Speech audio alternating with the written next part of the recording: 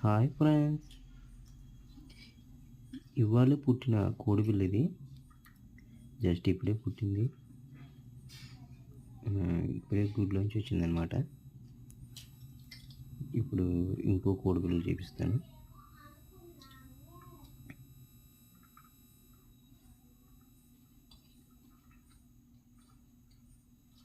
ఇది ఇంకో కోడిపిల్ల.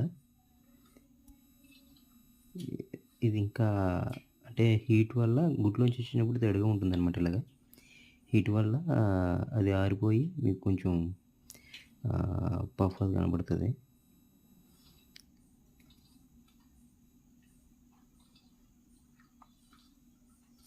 ఇది ఎగ్.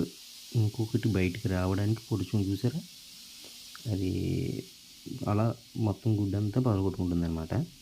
అది రావడానికి రెడీగా ఉంది. దానికి రేపు వెల్కమ్ చెప్పాలి. రేపు వెల్కమ్